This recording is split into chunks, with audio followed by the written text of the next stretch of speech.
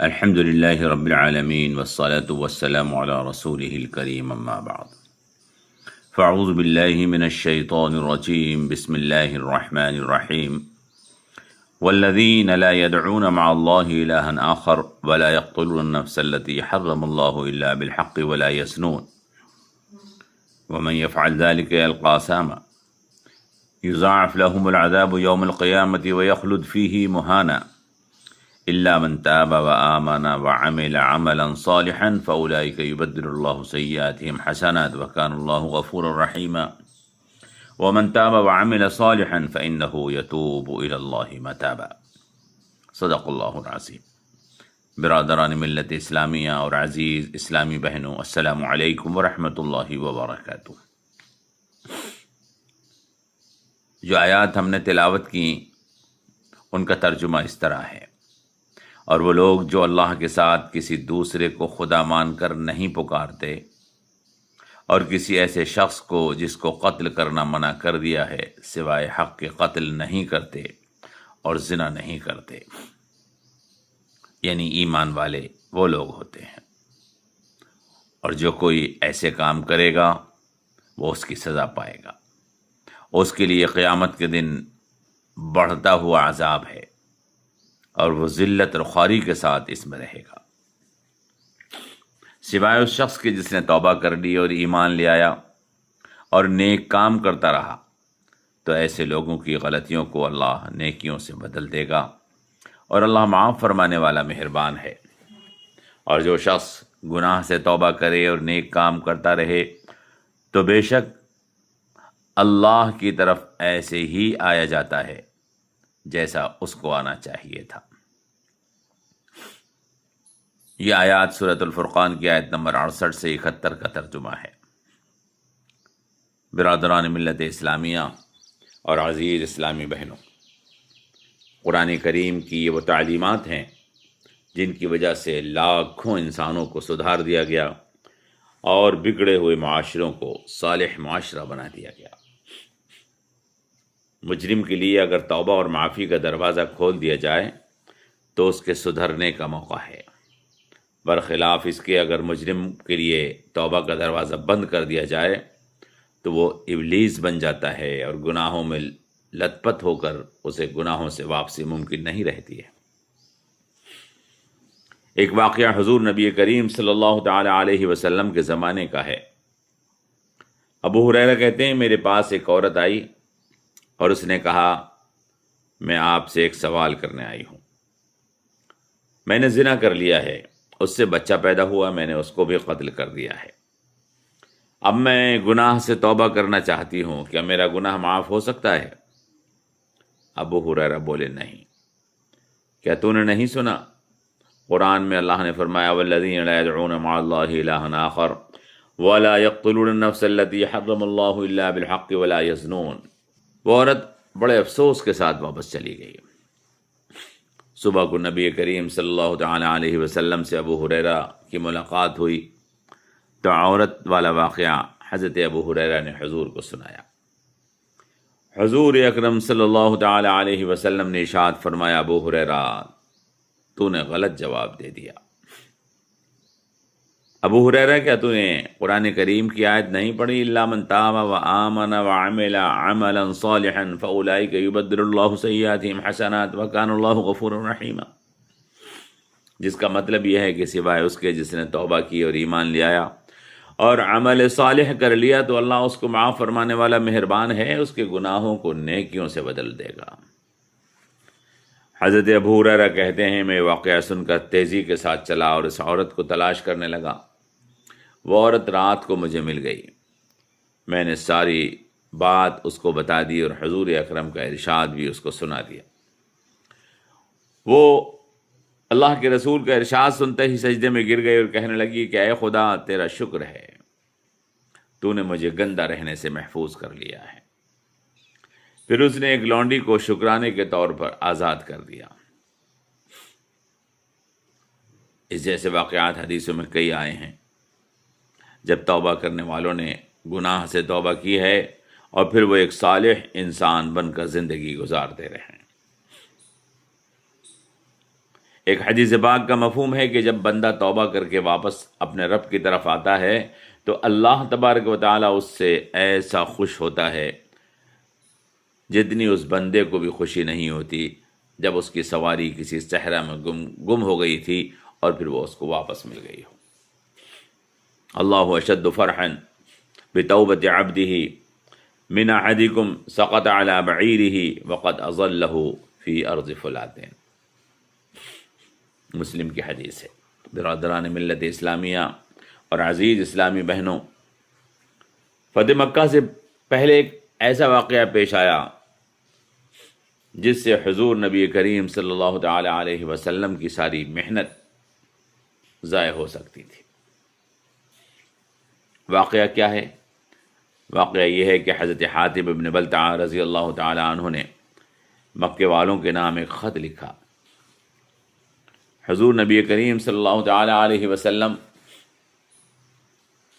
تیاری فرما رہے تھے، مکے کی طرف روانگی کی، اور یہ کام خاموشی کے ساتھ کیا جا رہا تھا۔ حضرت حاتب بن بلتعہ رضی اللہ تعالی عنہ نے مکے والوں کے نام ایک خط لکھ دیا۔ اس میں لکھا کہ حضور مکے پر چڑھائی کرنے والے ہیں۔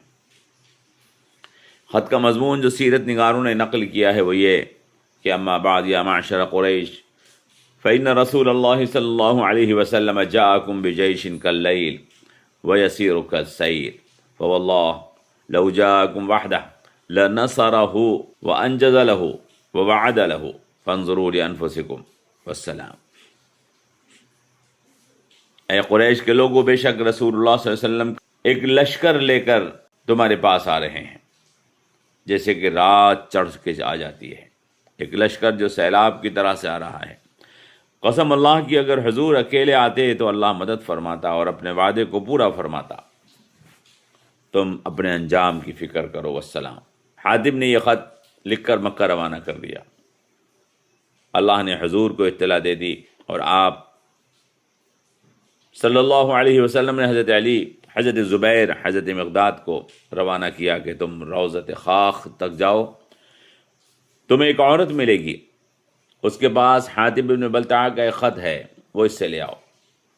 چنانچہ یہ تینوں حضرات روضہ خاخ میں پہنچے، انہیں ایک عورت ملی، اس کی تلاشی لی گئی، خط کہیں نہ ملا۔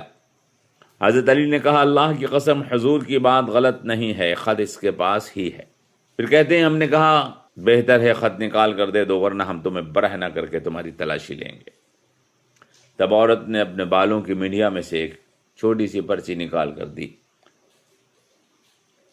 جس پر وہ مضمون تحریر تھا جو ہم نے اوپر آپ کی خدمت میں پیش کیا۔ حضور نبی کریم صلی اللہ تعالی علیہ وسلم نے حضرت حاتب کو طلب فرمایا اور پوچھا کہ حاتب یہ کیا ہے؟ حضرت حاتب بن بلتعہ رضی اللہ تعالیٰ عنہ بولے یا رسول اللہ جلدی مت فرمائیے گا، پہلے میری بات سن لیجئے۔ قریش میرے رشتہ دار ہیں،